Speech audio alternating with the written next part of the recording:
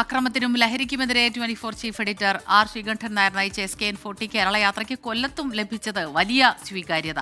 നഗര ഗ്രാമ വ്യത്യാസമില്ലാതെ ജില്ലയുടെ വിവിധയിടങ്ങളിൽ നിന്ന് നൂറുകണക്കിന് ആളുകളാണ് യാത്രയിൽ പങ്കാളികളായത്.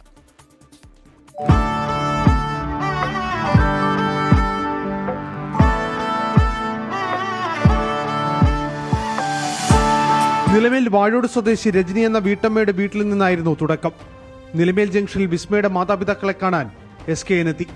ലഹരിക്കെതിരായ പോരാട്ടത്തിൽ 24-നൊപ്പം ചേർന്ന വിസ്മയുടെ കുടുംബവും.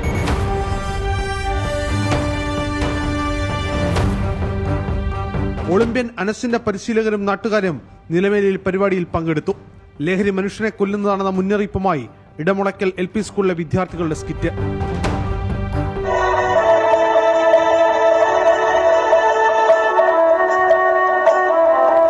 അഞ്ചലിലും കരവാളൂരിലും നൂറുകണക്കിന് പേരാണ് 24ന്റെ ലഹരിവിരുദ്ധ പോരാട്ടത്തിന് ഐക്യദാർഢ്യം പ്രഖ്യാപിച്ചത്. പുല്ലൂർ SN കോളേജിൽ അധ്യാപകരും വിദ്യാർത്ഥികളും അടങ്ങുന്ന വലിയ സംഘമാണ് 24ലൂടെ ലഹരിക്കെതിരെ ശബ്ദമുയർത്തിയത്.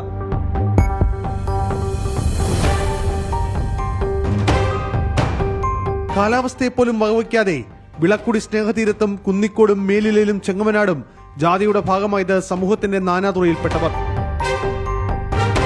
ശാസ്താംകോട്ട തടാകക്കരയിലെ മുളങ്കാടകത്തിലെ ലഹരിവിരുദ്ധ കേന്ദ്രങ്ങളെ തുറന്നു കാണിച്ച 24ലൂടെ ജനം മുന്നോട്ട് വന്നു.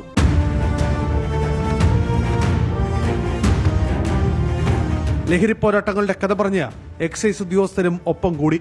ഒരു ടൂറിസം സ്പോട്ടാണ്. അപ്പൊ നമുക്ക് ആ രീതിയിൽ നമുക്ക് അവിടെ എൻട്രൻസ് ഭാഗത്ത് ഒരു വാച്ചർ നിയമിച്ച് നമുക്ക് ഒരു നിയന്ത്രണം ഏർപ്പെടുത്തിക്കൊണ്ട് ചെയ്യുന്നത് വലിയ ഉപകാരമായിരിക്കും. എൻഫോഴ്സ്മെന്റ് എന്നുള്ള രീതിയിൽ ഇല്ലെങ്കിൽ വിമുക്തി പ്രവർത്തനം എന്നുള്ള രീതിയിൽ ഞങ്ങൾ വരുന്നുണ്ട്. ഇവിടെ വരുമ്പോഴും പലപ്പോഴും നമ്മൾ കാണുന്ന കാഴ്ചകളെന്ന് പറയുന്നത് നമുക്ക് കുടുംബമായിട്ട് വന്നിരിക്കാൻ പറ്റാത്ത രീതിയിലുള്ള കാഴ്ചകളൊക്കെ കാണുന്നുണ്ട്. 24 വാർത്തയ്ക്ക് പിന്നാലെ ശാസ്താംകോട്ട മുളങ്കാടിലെ ലഹരിവിരുദ്ധ കേന്ദ്രങ്ങളെക്കുറിച്ച് റിപ്പോർട്ട് തേടി ദേവസ്വം ബോർഡ് പ്രസിഡന്റ് രംഗത്ത് വന്നു. ക്യാമ്പസുകളിൽ നിന്ന് ലഹരി അകറ്റി നിർത്തുമെന്ന ശാസ്താംകോട്ട ദേവസ്വം ബോർഡ് കോളേജിലെ വിദ്യാർത്ഥികൾ 24ലൂടെ ലോകത്ത് വിളിച്ചു പറയുന്ന കാഴ്ചയും ജനം കണ്ടു. മദ്യവും മയക്കുമരുന്നും കുട്ടികളെ പോലും ഇരയാക്കുന്നു. നിരപരാധികൾ ലഹരി വലയിൽ ബലിയാടാകുന്നു. തുടർന്ന് മണ്ടൂർ തുരുത്തിലും നീരാവിലും കൊല്ലം SN കോളേജിലും എത്തി ജനകീയ യാത്ര.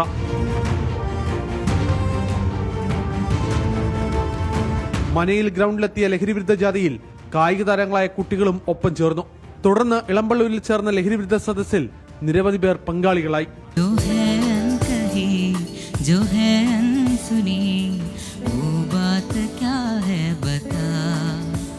24 കൊല്ലം.